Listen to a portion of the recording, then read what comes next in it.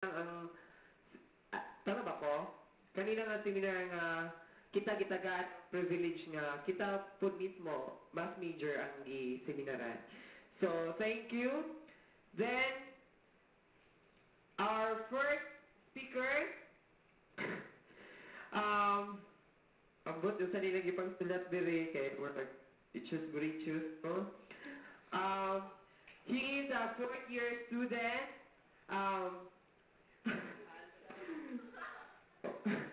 A very handsome man, and also our SEC Vice President. So help me welcome Mr. Glenn Ryan Montipolca. Please give him a round of applause, please. Thank you, Mr. MC. So once again, good morning.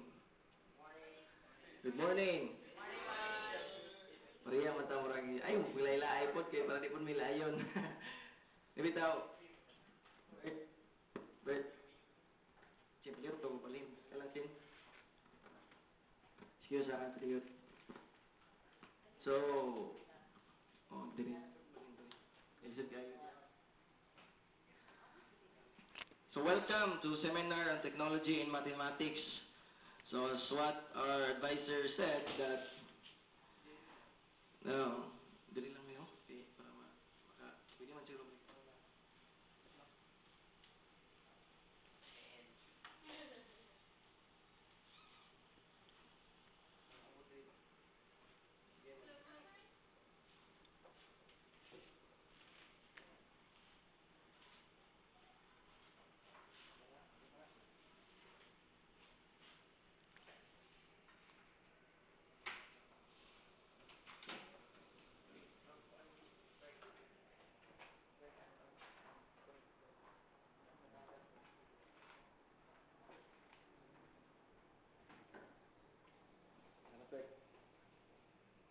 So, muna gitawag na intermission number.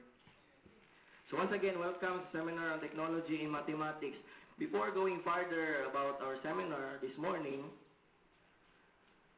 I have something to ask between this side and on the right side. What is really meant by technology in mathematics? The word technology. Say something about the word technology. Any opinion about technology in mathematics? Jane, kindly. A sort of overview about technology in mathematics. Any answer is correct. Any answers are correct because it is stated that in principles of teaching, if you have the opinion, then all opinions are correct. No answer if it is an opinion. There is no wrong answer if it is only an opinion. So let's start with di lang tanan to pasiltihan. So first year, second year, and third year. So first year, let's start with the first year.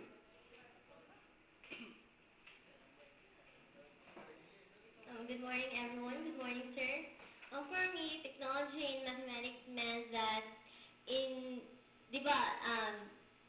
dati, in the past, in computing grades, we are just using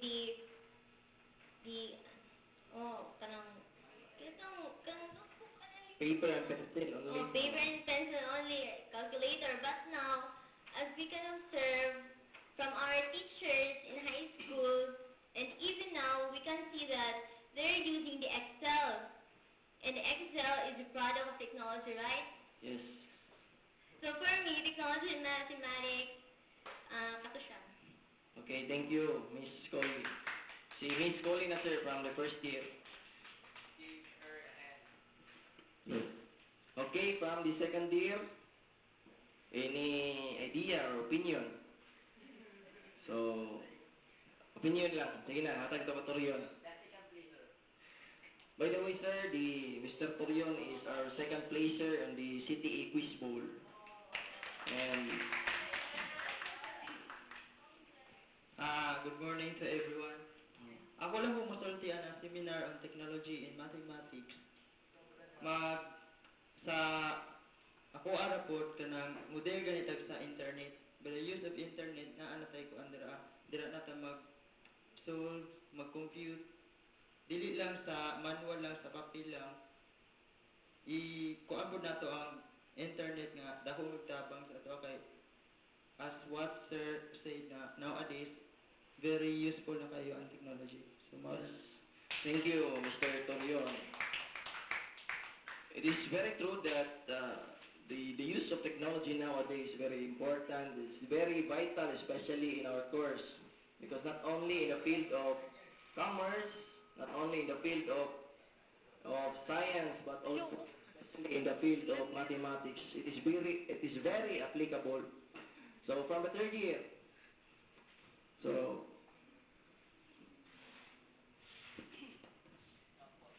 So, good morning, everyone.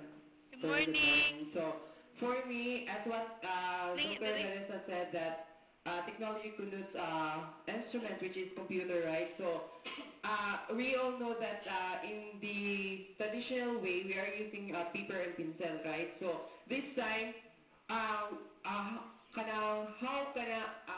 saan ba nato ron Integrate. kada bitong pagtanaw kung how technology integrates our field. So, paano daw gamiton ang mga technology in our field, which is mathematics. So, it is very dako siya kanang pangutana, di ba, kung o siguro sa ako bro, dako nabalaan na ako nga technology is very useful in our course, because we all know that we are dealing with numbers. So we are in need to use a calculator. That is one of the technology.